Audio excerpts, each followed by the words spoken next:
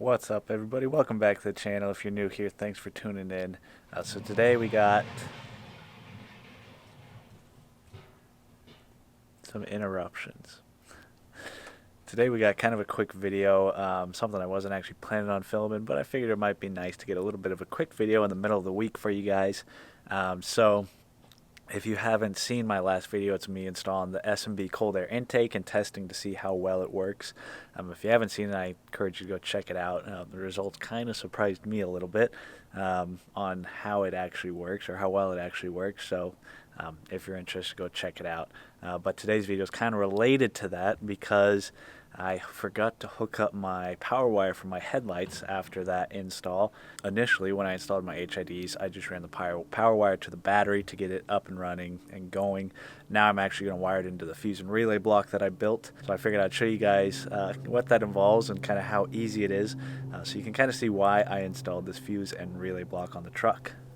So again, if you haven't seen the videos before or you're new here, got the S&B intake here, and then I got my fuse and relay block here.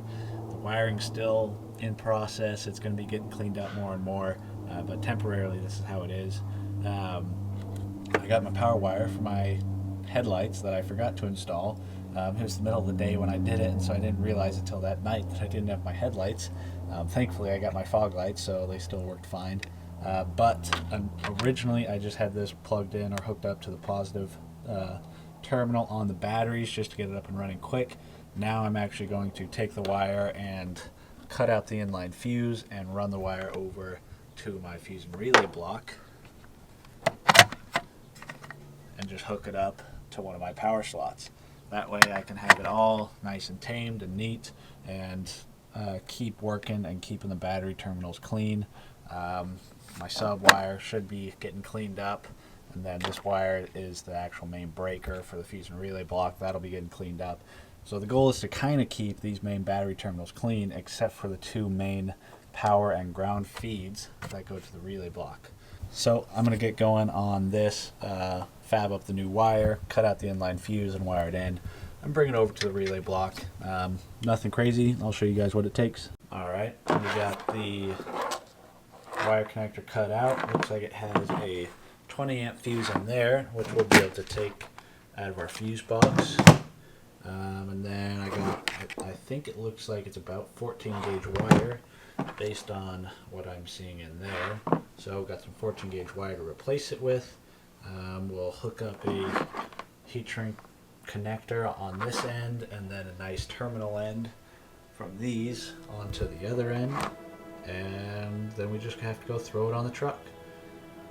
Nothing too complicated, which is exactly how I want it to be. Oh, and then of course I'll put some wire loom back on it, kind of keep it looking nice. Oh, come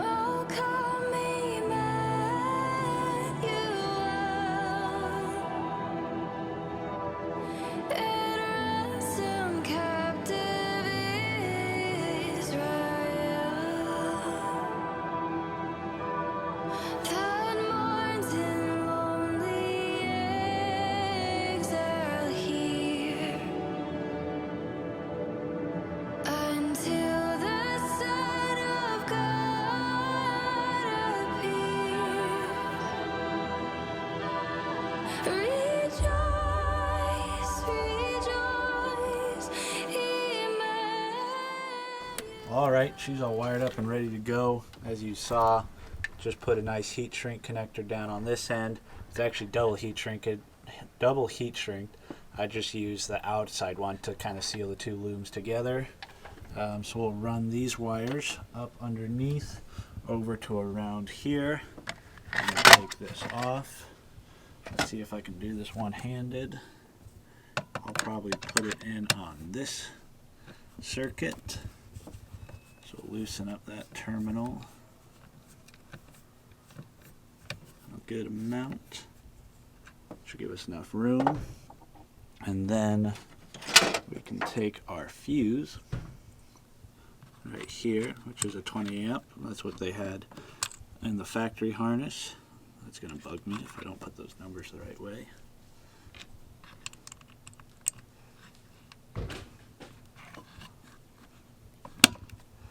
There we go. 20 amp is snapped in place. So now let's see if we can run these wires out of the way. Alright, I'm going to set you guys up. It'll make it a little easier. Probably won't be able to see as well, but I'll show you. Basically, going to run this, route it where I want it to be.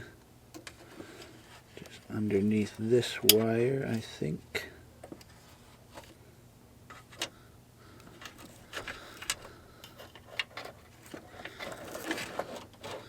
Get underneath there. Now I can route up this way. We'll send it underneath these larger ones. Then we will hook it up right there, take our screwdriver,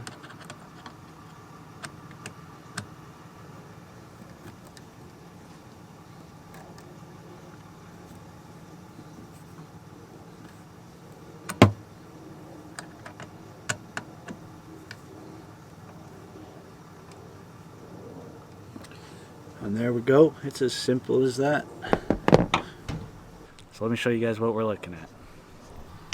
Alright, so don't mind the Cummins idling back there, but main power wire was here, this one right here. We ran it up into the fender area, kind of underneath the water lip or whatever you want to call it, and then it comes up right through there and over to this terminal. We got it on a 20 amp fuse, which is hard to read because it's not painted, and she's good to go. So now all I have to do is snap the cover back on.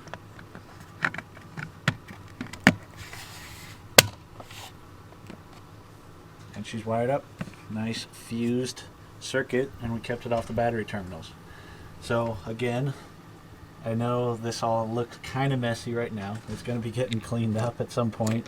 Where this is all kind of a little more hidden, but overall that's about as simple as it gets, and that's exactly why I chose to install this fuse block, because it just makes it easy to add on accessories, and it keeps them nice and easy to work on, keeps them pretty clean, helps eliminate the spider web of wires coming off your battery terminals. As you can see, I only have one there and I have two there because of my subwoofer, but overall, just kind of makes it cleaner and easier and easy to add on accessories. Yes, I did use a lighter for the heat shrink. I really didn't feel like breaking out the extension cord in my heat gun. Probably should have, but it worked out fine. I will say, if you don't have a pair of wire strippers like this, or a tool like these, I would highly recommend getting them. This is a Klein tool. Let's see. So these are Klein tools made in the USA. I gotta say, these are one of my favorite tools to use, just because they work so well. It's a quality tool. You kind of take for granted using cheap tool, or you kind of take for granted and get used to using cheap tools. Once you actually get a quality tool, it's really nice to use. It's something very simple. Just make sure. Sorry about that. Camera batteries died on us. What I was saying basically is how nice it is to actually have quality tools built for a specific purpose. Like these. These is a Klein tool wire crimper / wire cutter. It's a very simple tool, made in the USA, quality product. No, I'm not sponsored by Klein at all. I wish I was, because they make some pretty good stuff. But it's just nice having tools for a purpose, instead of having those generic all-in-one kind of cheap wire stripper, cutter, or whatevers. It actually makes it a little more enjoyable. Focus. It actually just kind of makes working on projects a little more enjoyable when you have the right stuff. That's all I was trying to say. If you guys are interested, maybe I'll put a list in down my descriptions, like I have my build list. Maybe I'll do like a tool list of kind of my favorite tools. I don't know. I don't have it right now. Let me know if that's something you guys would be interested in. But yeah, there we go. Use some nice heat shrink connectors. Got the fuse box, the glued heat shrink, nice wire loom to make it look pretty so you don't just have open wires laying around. But yeah, that's as simple as it gets. So there we go. That's about as simple as it gets. I know it's a pretty straightforward video. I wasn't planning on filming it, but I figured I would go through and do it just so you guys can see exactly why I installed that fuse and relay block. It just makes things easier adding on down the road. Makes it easier, one, to just hook up different accessories, and two, let's say you blow a fuse or something, the fuse is right there. You're not tracking down the wires to find that one fuse or whatever it is. Everything's right there sitting on top.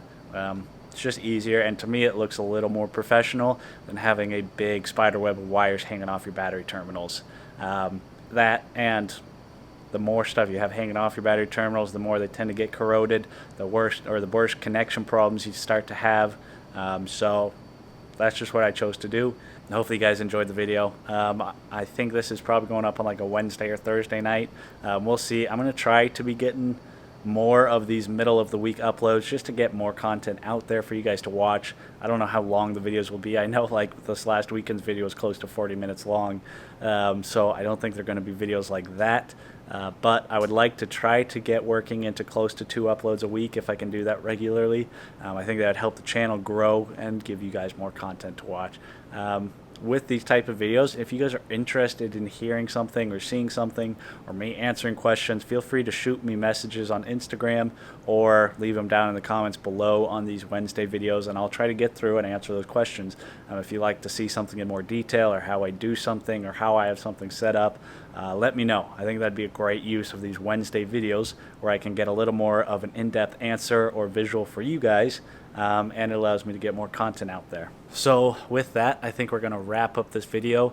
I'm not sure what exactly we're going to be doing for this weekend's upload, but I have a lot of stuff kind of in line waiting to go in the truck.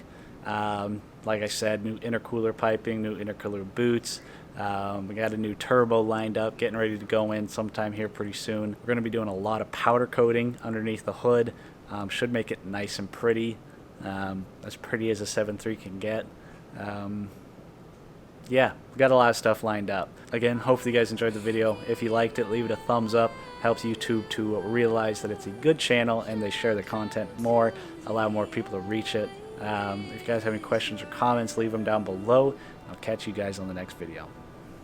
Oh, come now, day spring, come and cheer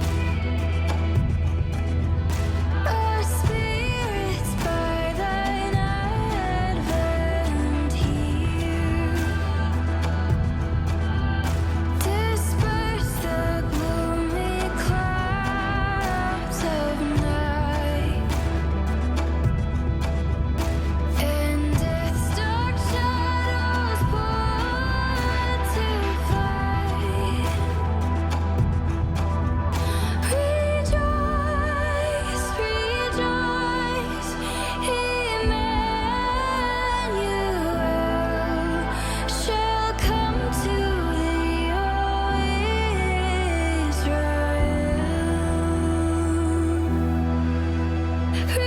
Rejoice, rejoice, Emmanuel shall come to thee, O Israel.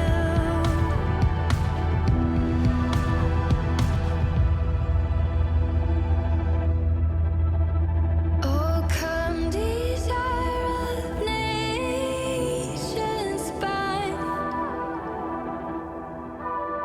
in one the hearts of all mankind.